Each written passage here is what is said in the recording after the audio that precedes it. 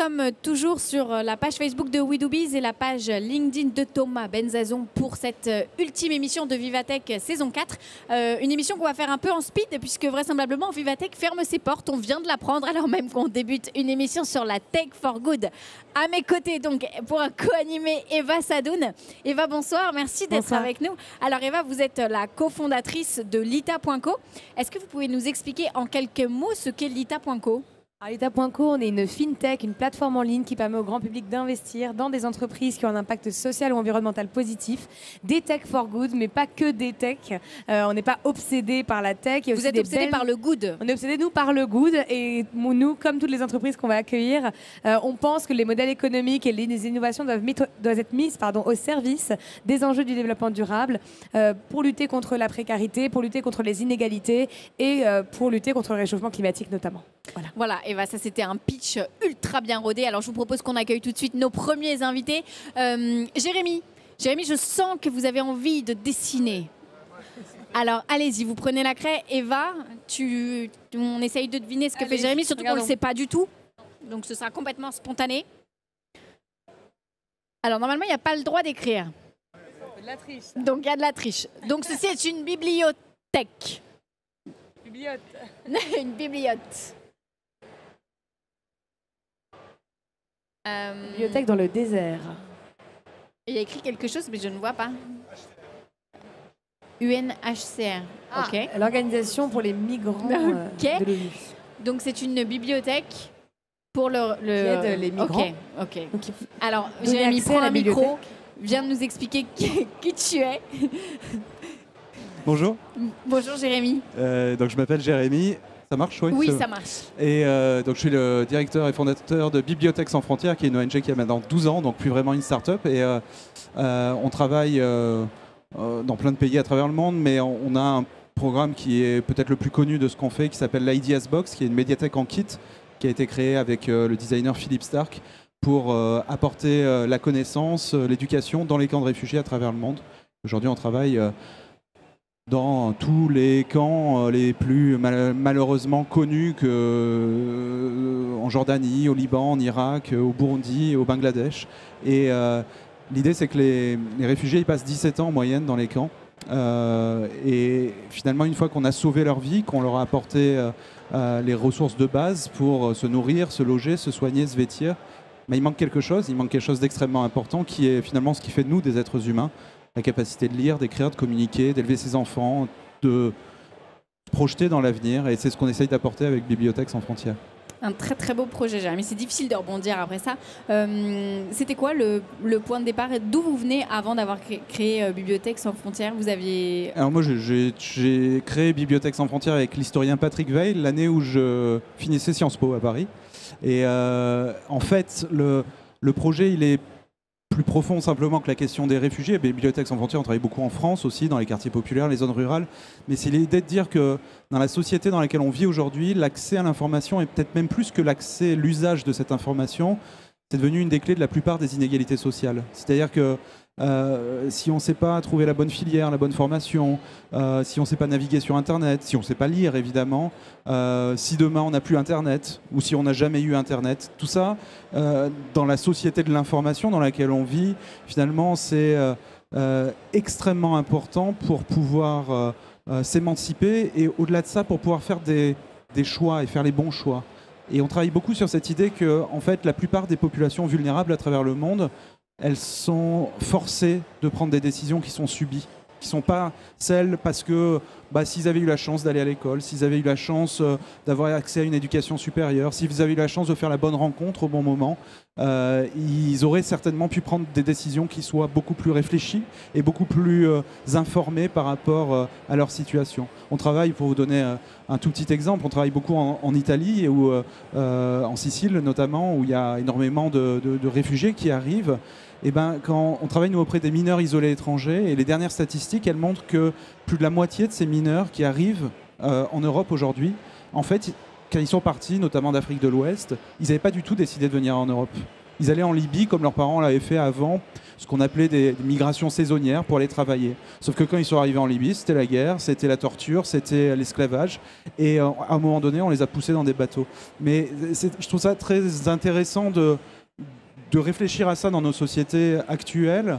Et moi, je prends des exemples des réfugiés parce que c'est certainement les publics les plus vulnérables auxquels on peut penser aujourd'hui. Mais on travaille, je pourrais faire le même schéma aux États-Unis sur ce qu'on fait. On amène la bibliothèque dans des lavomatiques, dans les laundromats aux États-Unis, parce que les gens ils vont laver leur linge pendant 2 heures, ils attendent.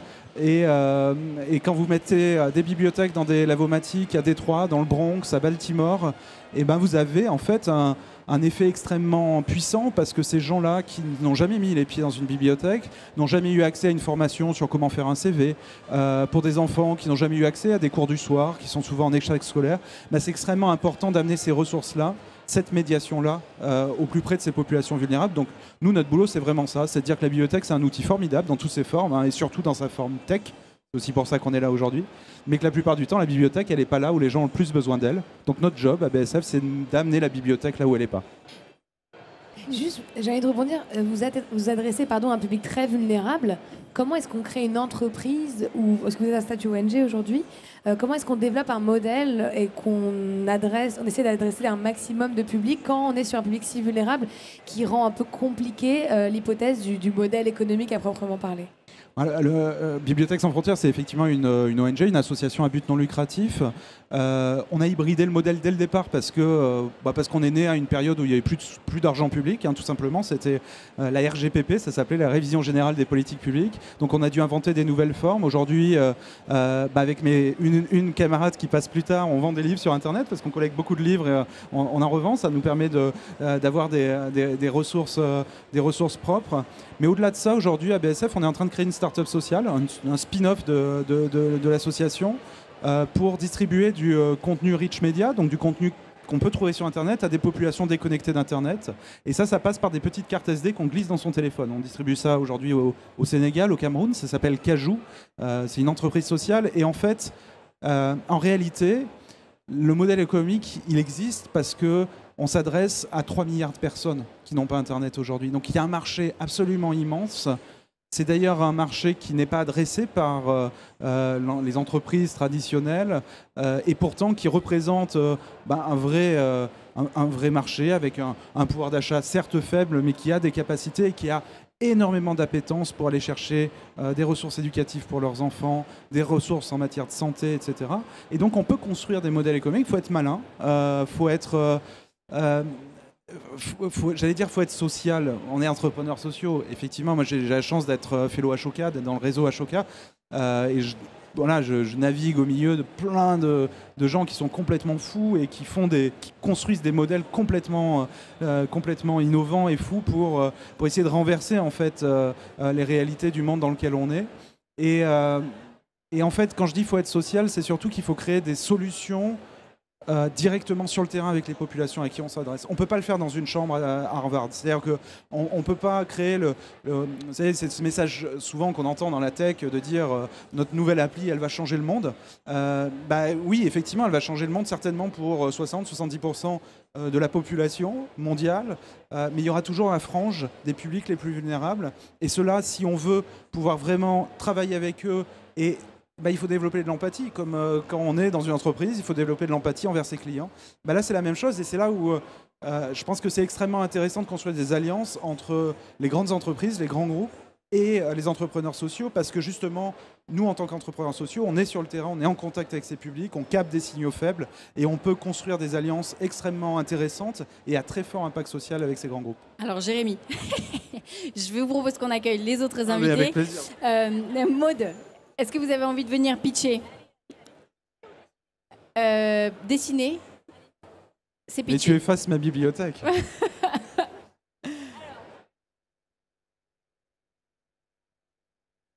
Pour l'instant, personne ne nous a virés. Alors, l'abbé Pierre. Alors, Joli. il y a comme une petite évidence.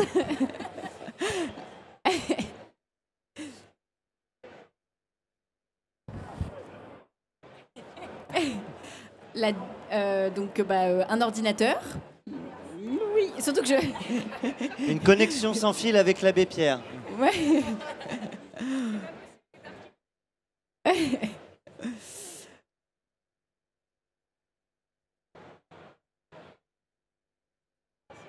Mais moi, je trouve que vous en sortez bien. Bonjour. Je sais exactement ce que vous faites, dessiner. mais j'ai envie de vous regarder dessiner quand même.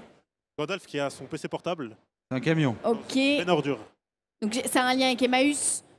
Ouais. Et donc la digitalisation d'Emmaüs. Oui, bah venez, racontez-nous, Maud. J'ai passé le test, c'est bon. Voilà. Ok. Bonjour Maud. Bonjour. Merci d'être avec nous. Alors Merci à vous. racontez-nous. Alors, moi, je suis directrice de Label Emmaüs. Donc, c'est une boutique en ligne solidaire lancée depuis un peu plus de 2 ans, donc issue du mouvement Emmaüs. Et notre petite spécificité à nous, c'est qu'on forme des gens en insertion qui sont accueillis dans les centres Emmaüs, mais pas que. Je parlerai de Bibliothèques sans frontières juste après. Bah alors nous on va rester encore un petit peu. Allez-y Maud, personne ne nous a mis Bon, dehors sinon, pour l'instant. rendez-vous en ligne sur label-emmaüs.co. Voilà, ça pour c'est tout une savoir. certitude. Mais donc voilà, donc c'est des personnes qui sont en insertion dans ces centres, qui sont formées à gérer une boutique en ligne de A à Z. Et c'est eux qui mettent en ligne tous les produits qu'on trouve sur notre site. Donc il y a plus de 500 000 produits aujourd'hui, il y a vraiment de quoi se faire plaisir. Il y a des livres, il y a des vêtements, il y a du mobilier, de la déco, même de l'high-tech reconditionné.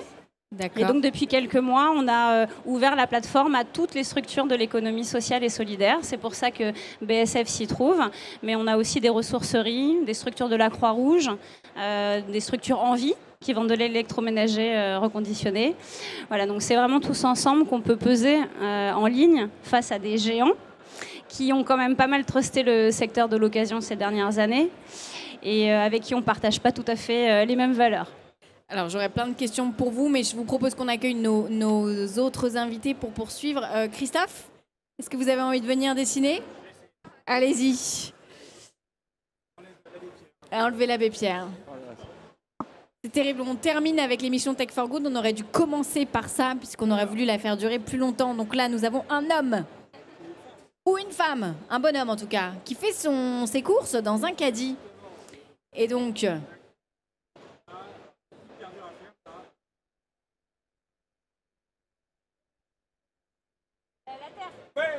Ah, bien joué! Ah, bien joué!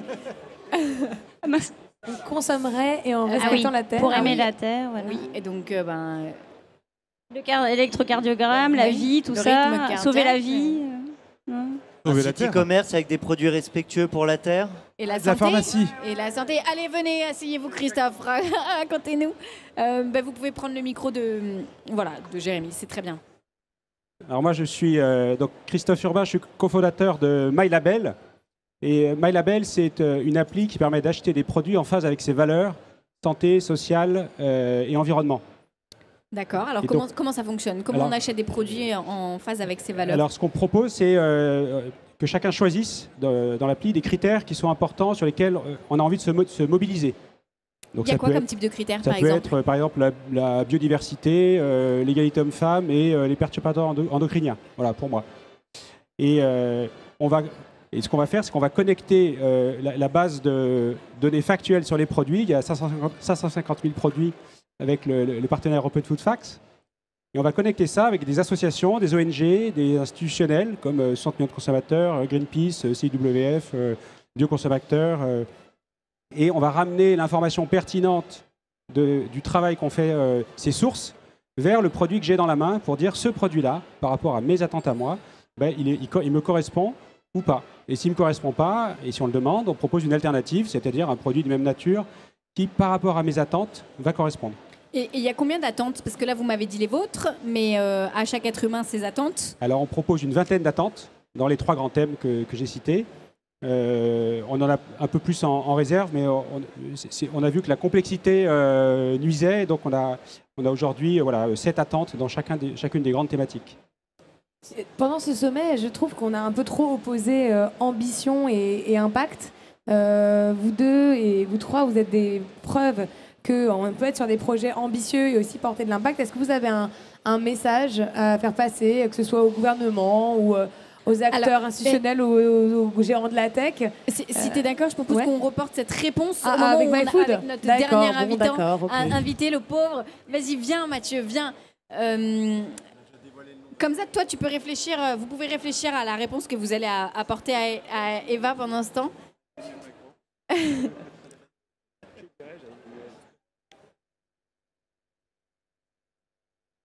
Donc, une carotte, ouais.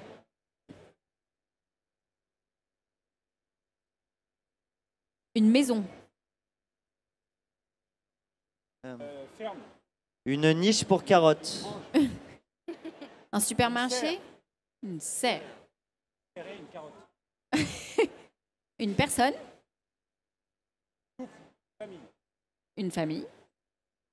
Vous apprenez aux familles à ce qu'est produire une leurs ferme. carottes. Ok, ça c'est facile. Allez-y, installez-vous Mathieu. Merci. Alors, au-delà d'apprendre, en fait, MyFood a vocation à redonner aux citoyens l'outil de production pour leur nourriture toute l'année. C'est-à-dire qu'on vient avec des serres connectées, redonner aux familles, aux citoyens la possibilité de produire leurs propres légumes, leur propre nourriture et même des poissons toute l'année sous serre. Donc, on combine différentes techniques, l'aquaponie pour ceux qui connaissent, la permaculture, l'Internet des objets, pour qu'on puisse décentraliser une agriculture qui est aujourd'hui intensive et ultra centralisée vers des micro-hubs de production dans les familles et ou dans les entreprises. Donc MyFood, c'est une entreprise qui a combien de temps? On est une start-up, on a 4 ans maintenant, ça fait 4 ans qu'on a lancé le projet et on a presque bientôt 200 serres comme ça déployées en Europe et à l'international de gens qui produisent leur propre nourriture. D'accord, alors je vous propose de répondre peut-être à la question d'Eva qui était une question très intéressante. Moi je crois que je peux rendre le micro. Peut-être chacun un acteur. Peut-être MyFood, est-ce que vous avez un message? Vous êtes dans un secteur qui est quand même très prisé par les grands groupes industriels. Comment faire pour transformer leurs pratiques? Est-ce que vous avez l'ambition de remplacer sur votre filière ou est-ce que vous avez l'ambition de faire un transfert en fait, de compétences vers ces acteurs industriels? En fait, je pense que ça ne va pas forcément bousculer l'industrie, mais je pense que ça va surtout bousculer l'agriculture parce qu'on va devoir avoir une combinaison entre une agriculture qui va devoir redevenir durable, produire moins de céréales, moins de viande, en tout cas juste ce qu'il faut, mais reproduire le frais en local. Et surtout, le gros enjeu, c'est de rééduquer. Il va falloir rééduquer les gens à manger correctement, sortir de la junk food, sortir du surgelé qu'on met dans le micro-ondes et réapprendre les gens à faire pousser leurs légumes, à redevenir acteurs et à consommer local et à cuisiner et à manger sainement. Et c'est surtout ça l'enjeu, c'est la rééducation. Donc là, on le voit bien, on était à Vivatech pendant 3 jours. Des entreprises qui se soucient de l'impact social et environnemental, il y en a beaucoup. Pour autant, elles ne le font pas toutes. Ça doit être une liberté ou un devoir, selon vous? Voilà, je crois que cette émission. Moi, je veux bien répondre à cette question, parce que dans le design vraiment de l'expérience MyLabel, on a mis la liberté. C'est-à-dire que ce qu'on propose, c'est que les gens puissent avancer par petits pas à leur rythme. Alors c'est une appli qui force à avancer un peu, sinon c'est pas la peine de l'utiliser. Mais on peut avancer très vite ou très lentement, c'est comme on veut. L'important pour nous, c'est que tout le monde avance. Parce que de toute façon, ça fait changer les règles de marché, ça fait changer le monde, si tout le monde fait un petit pas. Mais là, vous parlez de la responsabilité du consommateur. Ah oui, pardon. Et pour autant, là-dedans, quelle est la responsabilité de l'entrepreneur? Jérémy, vous avez envie de dire un mot? Oui, parce que l'entrepreneur est un citoyen. C'est vrai. Et donc, mais à partir du moment où il passe entrepreneur, est-ce qu'il n'a pas une responsabilité supplémentaire? Il a la responsabilité du citoyen. Et c'est pour ça que je pense que sa réponse est la bonne. Voilà, c'est dit. Non, la question qui est derrière, c'est plutôt celle de la régulation de l'État. Parce que je pense que... moi, je crois encore beaucoup en l'État. Alors, je pense que dans un salon comme celui-ci... on croit plus aux entreprises que l'État, ou en tout cas, on a cette idée que les entreprises transforment le monde, mais on voit bien qu'aujourd'hui, on a aussi besoin de régulation. Alors, on pense aux GAFA quand on dit ça, mais pas simplement. On a besoin de trouver la manière de vivre ensemble et de construire, de se projeter, tout en respectant. Alors moi, je parle souvent des populations les plus fragiles, mais il n'y a pas que. on voit bien tout le mouvement qui s'est fait sur la place des femmes dans les sociétés, dans l'entreprise. Alors, ce n'est pas forcément simplement un mouvement de régulation étatique, c'est aussi un mouvement citoyen. Donc, c'est un aller-retour permanent entre ces deux choses. Mais ce que demandait Eva tout à l'heure, c'est un peu ça. Parce que est-ce que l'État a bien conscience que ambition, croissance, c'est compatible avec une éthique ? Je pense que collectivement, on en a conscience. Après, l'État, c'est rien d'autre que nous. Enfin, on a la chance de vivre dans les États des pays démocratiques. Moi, j'ai l'occasion, avec Bibliothèques sans frontières, de travailler dans plein de pays qui ne sont pas des pays démocratiques. Et je peux vous dire la chance qu'on a. Il faut aussi se saisir de cette chance. Demain, il y a des élections et j'espère qu'on va tous aller voter. Parce que je ne suis pas là pour faire la promotion de la démocratie ou quoi que ce soit, mais je pense qu'il ne faut pas oublier ça. Des fois, j'ai l'impression que parfois, dans le monde dans lequel on vit actuellement, étant donné qu'on a des entreprises qui sont quasiment plus puissantes que des États, grandes entreprises mondiales aujourd'hui, parfois on a des capacités, un pouvoir qui est absolument gigantesque par rapport à nous, citoyens ou citoyens qui s'agglomérons pour former des États. Donc il y a un vrai sujet, c'est un vrai sujet qui questionne notre démocratie. Mais en fait, le sujet, il est sur la puissance. Pourquoi est-ce qu'on attend de l'État qu'il soit puissant ? On attend en fait de l'État qu'il soit la boussole de l'intérêt général. C'est quand même ça qu'on attend. On attend de pouvoir être safe, d'avoir nos enfants éduqués, etc., de mettre en place un système de répartition. Donc c'est finalement ça le rôle de l'État. Pourquoi est-ce qu'aujourd'hui on est obsédé par cette question de puissance ? Et parce qu'on ne peut pas demander ça à une entreprise. Enfin, je suis désolé, je ne veux pas monopoliser, mais simplement pour finir là-dessus, moi je trouve que une entreprise ne peut pas avoir tout à fait les mêmes intérêts qu'un État. Un État représentant étant la collectivité des citoyens, une entreprise a plutôt une vocation, alors sauf quand elle est sociale, citoyenne, etc. Après, on peut lui adjoindre tous les mots qu'on veut, mais une entreprise représente des intérêts qui vont être des intérêts soit individuels, soit des agents de cette entreprise ou des personnes qui forment cette entreprise. Et c'est bien aussi. Mais c'est ça. Et les entreprises sont tellement puissantes aujourd'hui qu'on a besoin aussi d'États plus puissants. Enfin, je pense que c'est. Qu'est-ce que vous attendez de l'État, par exemple, label Emmaüs ? Vous attendez beaucoup d'ailleurs ou pas ? Non, en fait, Emmaüs, ça n'a jamais attendu beaucoup de l'État. On est un mouvement complètement autonome en termes de financement par rapport aux subventions. On a cette chance. C'est un modèle. On s'est battu aussi pour l'avoir et c'est pas toujours simple, mais c'est ce qui nous donne la liberté d'accueillir des gens qui n'ont pas de papier, d'accueillir des gens pour toute une vie si on le veut et pas 2 mois parce que c'est comme ça, c'est cette case administrative-là. Donc c'est vrai que moi j'ai tendance à croire au pouvoir d'abord du citoyen, du consommateur. Enfin, je suis assez persuadée que c'est ces tendances-là qui vont faire bouger les choses plus vite en tout cas, que les États qui doivent accompagner, qui doivent soutenir. Enfin, nous par exemple on attend beaucoup de la loi économie circulaire et on continue à faire du lobbying dessus. Mais voilà, on pense d'abord que c'est en reprenant le pouvoir de sa consommation qu'on va faire bouger les lignes voilà, plus que les entreprises. Et je pense que les entreprises, c'est pas tellement un devoir éthique ou quoi, elles vont être juste forcées. Elles vont être forcées par leurs propres employés qui ne resteront pas dans leur entreprise s'il n'y a pas plus de sens, s'il n'y a pas un peu plus d'éthique dans les sous-traitants qui sont choisis. Et elles sont forcées par les consommateurs qui, j'espère quand même, vont petit à petit avoir un pouvoir de censure plus fort. Alors justement, sur les employés, le recrutement, peut-être, allez-y Mathieu, vous avez envie de rajouter. Je voulais quand même rajouter que les États ont quand même un pouvoir extrêmement fort qui s'appelle la fiscalité.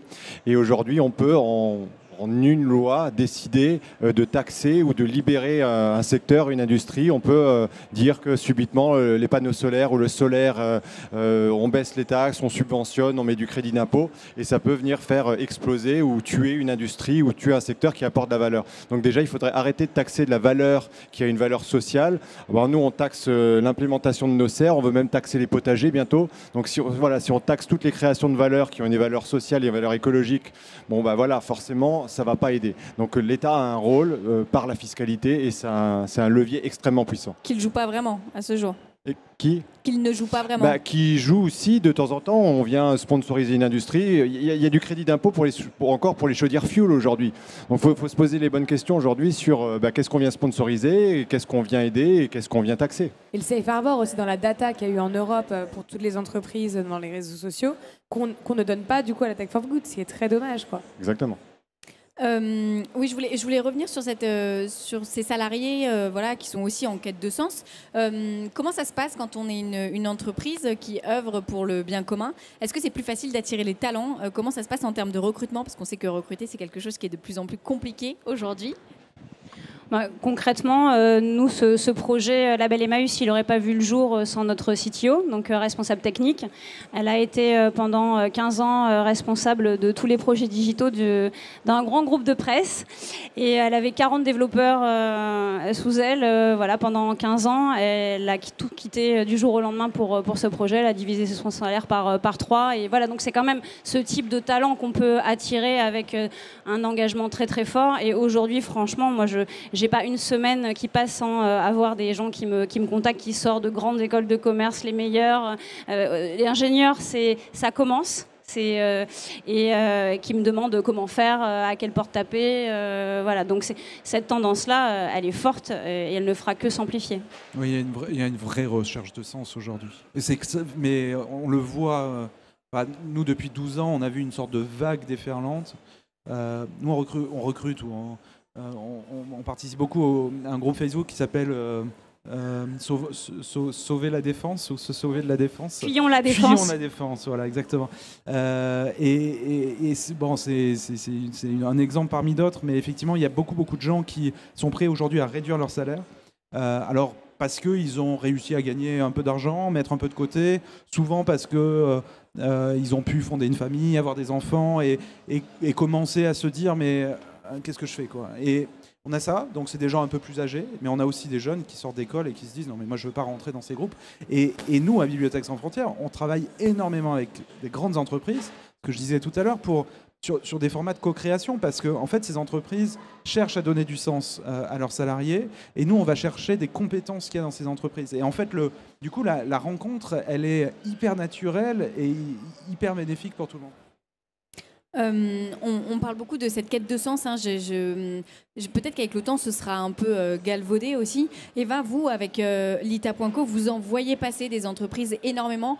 Comment on différencie celles qui ont vraiment du fond plus que des paroles? Il y a un premier truc qui est un peu du basique, qui est l'opportunisme ou pas en fait du dirigeant. Donc nous, avant même d'analyser l'impact, on va faire un entretien avec le dirigeant et on va comprendre quelle est sa vision du problème social auquel il s'attaque et sa vision sociale et même philosophique et éthique. Ça vous oblige d'être fin psychologue quand même. Oui, tout à fait. Hein. Disons, un investisseur, c'est un fin psychologue, surtout à des niveaux des entreprises qu'on finance. Donc, maximum, elles ont 10 ou 20 ans d'existence et à minima 6 mois. Il faut effectivement vraiment analyser cette psychologie parce que tout va être porté sur ce dirigeant-là. Finalement, la solution, elle peut évoluer. Nous, on ne va pas demander à ce que le BP reste figé pendant les 5 ans de l'investissement ou pendant les 10 ans, mais on va se demander à ce que la vision soit toujours perçue comme le KPI essentiel du développement du projet. Donc, on fait ça. Et puis ensuite, on analyse aussi quelque chose qui est important pour nous, qui est quand même la responsabilité de l'entreprise. Parce que les entrepreneurs sociaux, souvent, ils sont un peu obsédés par leur impact social et ils en oublient parfois les externalités qu'ils ont en termes de recrutement, typiquement, donc en termes de politique, de diversité ou pas dans leur propre recrutement, leurs externalités environnementales quand ils sont sur des causes sociales et vice-versa.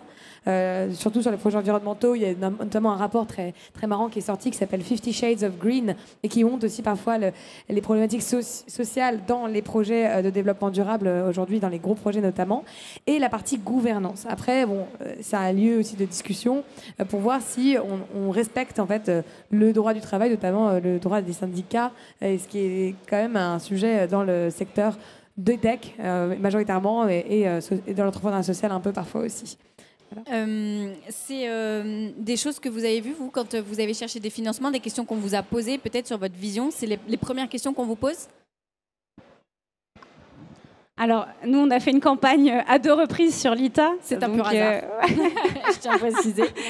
Et oui, donc c'est effectivement cette rencontre. Mais c'était une rencontre très humaine, un accompagnement très, très humain avant d'être financier. Après, ils m'ont bien challengé sur mon business plan, mais ça m'a aidé à progresser aussi, donc c'était positif. Parce que souvent, on oppose rentabilité et intégrité, comme si les deux ne pouvaient pas être compatibles. Mais il faut quand même une évidemment. résilience économique. Après, c'est vrai que maintenant, dans la finance solidaire, c'est ça y est, ça ne choque personne d'avoir une structure à impact qui est ambitieuse, qui a un modèle économique qui sera rentable. Au contraire, en fait, on nous pousse aussi beaucoup à ça. Après, ce qui est recherché par les financeurs, c'est la capacité aussi à changer d'échelle, à vraiment effectivement démultiplier son impact, être capable d'être autonome, d'être autosuffisant à un certain moment aussi.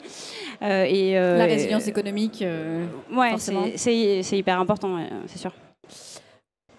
Vous avez envie de rajouter quelque chose, Mathieu? Oui, par rapport justement au sujet du financement, ce qui est intéressant, c'est qu'on discute avec beaucoup d'investisseurs justement, et il y a beaucoup de banques ou de fonds d'investissement qui aujourd'hui se labellisent impact et qui décident d'avoir un impact sur l'environnement. Donc effectivement, il y a un côté phénomène de société par rapport à ça. Donc nous, on est très content de lancer notre campagne sur liptime.co parce qu'effectivement, c'est les personnes qui décident sur des petits tickets de venir porter un projet. Mais aujourd'hui, C'est encore un hasard. Et exactement. En fait, vous financez C'est pas un partenariat sponsorisé. Et c'est vraiment pas un hasard. Mais aujourd'hui, les investisseurs, même impact, quand ils regardent un dossier, ils vont regarder 5 minutes, ils vont dire il y a un impact, c'est bien. Mais par contre, c'est quoi la marge? C'est quoi les consommables? C'est quoi les revenus récurrents? Est-ce que c'est du SaaS, c'est machin? Alors, globalement, quand même, on revient quand même sur des sujets d'argent très très rapidement. Donc voilà, faut quand même dire les choses. Peut-être une dernière question. Qu'est-ce que vous avez vu au cours de ces 3 jours ici au sein de Vivatech, parce qu'on parle beaucoup de Tech for Good, c'était l'un des temps forts quand même de ce salon, qui vous débecte en tant qu'entrepreneur et en tant que citoyen peut-être, puisqu'on en parlait tout à l'heure, les entrepreneurs sont des citoyens. Vous pouvez prendre un micro? On va dire qu'il y a beaucoup de futilité. Voilà, il y a beaucoup de choses qui servent à rien. Voilà, pour les entreprises, je trouve ça génial. Il y a énormément de services qui aident les entreprises. Et moi, en tant qu'entrepreneur dirigeant, je retrouve plein de trucs. Je me dis, ah oui, ça c'est chouette, ça c'est chouette. Mais en tant que citoyen, consommateur lambda, je dis quand même, c'est beaucoup de choses qui sont pas forcément utiles à l'être humain, globalement. Voilà. On me demande. Hein, donc, Oui. Ouais, moi, j'ai été vraiment surprise qu'il n'y ait pas beaucoup plus d'innovation sur la santé, sur l'environnement, etc. Enfin, Tech for Good, c'est un tout petit coin. Bon, voilà, il existe, il a le mérite d'exister. Visiblement, c'est la première fois. Voilà, je pense qu'il y a des choses passionnantes à dire sur ces sujets et que la tech n'est qu'un moyen, en fait. Donc, c'est vraiment pas une finalité. Ça doit être absolument demain le moyen de réduire les inégalités. Et au-delà de ça, ça doit être la singularité de notre modèle européen, la Tech for Good, parce que on ne cesse, comme on a été pour les techs, d'attendre, voir que les acteurs internationaux se développent pour finalement arriver derrière. Et là, ce serait bien que sur la Tech for Good, vu qu'on sait que ce sera l'innovation de demain, dans un contexte de ressources rares, ce sera le for good qui sera la grosse innovation. Les GAFA seront des GAFA for good. Ce serait pas mal que la France s'impose et arrête de placer l'ambition et les champions comme étant des champions économiques dans cette injonction de l'hypercroissance, sans se préoccuper de ces indicateurs-là. Et donc on espère, c'est ce dont on parlait hier à la plénière de clôture avec Cédric O, qu'on sera fiers de cette singularité européenne et que c'est pour ça que tous les cerveaux du monde vont bosser chez nous et nous environs de Tech for Good. Voilà. Ça, c'était un sacré mot de la fin, Eva. Merci beaucoup. Alors, je vous propose qu'on conclue cette émission avec un pitcher. Et quel pitcher? Mon cher Jean, qui va pitcher. Tu ne le connais pas, apparemment. Je ne le connais pas. Tu ne savais pas? Non, je ne savais pas. Eh ben, Jean, tu as compris le principe? Ouais. Le tableau allez-y, Jean, je vous en est prie. à toi. Nous, en plateau, on va essayer de deviner ce que vous faites. Avec vos micros, n'hésitez pas à jouer avec nous.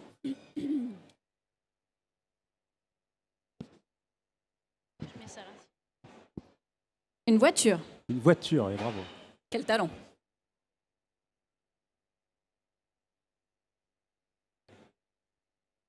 Je dirais un Alors, smartphone. vous écrivez. Alors, un téléphone qui sonne.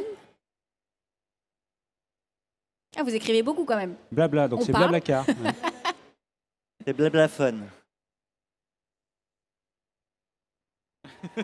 Donc, plein de voitures. C'est pour éviter les accidents de voiture. Les bouchons. Ok. Ah, il faut pas parler pendant qu'on téléphone. C'est la prévention routière.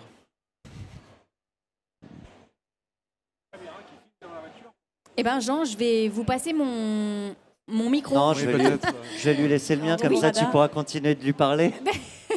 Racontez-nous. Donc, si vous avez compris quelque chose à mon gribouillis, c'est très bien. Mais en fait, en 2 mots, c'est l'application c'est une solution mobile qui s'appelle Lissi que je pitch aujourd'hui. Lissi, c'est très simple. C'est une application mobile dans un premier temps. Ça pourrait plus tard être déployé dans la voiture et ça permet de sauver des vies. Comment ça marche? Eh bien, on est parti du principe, enfin du constat malheureusement que chaque jour il y a 3500 personnes qui meurent au volant en voiture. C'est dû à l'usage du téléphone portable, mais pas que, ça peut être l'endormissement, ça peut être l'inattention. Ici est une application mobile qui va émettre une alerte pour le conducteur de façon à lui prévenir en cas de situation dangereuse avant qu'il soit trop tard, donc pour éviter ce carambolage mal dessiné juste là. En fait, c'est une réalité, il faut en voiture, au volant, être très attentif à certains moments qui sont cruciaux. Et l'ICI est capable de détecter grâce à un algorithme qui vient du CNES, qui a été, parce que l'ICI est initialement conçu l'an dernier, a été est créé au cours d'un Act in Space, enfin un hackathon Act in Space, c'était lauréat de Act in Space France. Voilà. Alors, pardon, je vais me faire l'avocat du diable, mais si vous êtes au volant et que vous recevez une alerte sur votre téléphone, est-ce que c'est pas très perturbant et une cause d'accident par ailleurs? Eh bien non, parce que c'est une petite alerte, et une petite alerte audio et visuelle. Donc finalement. Visuel.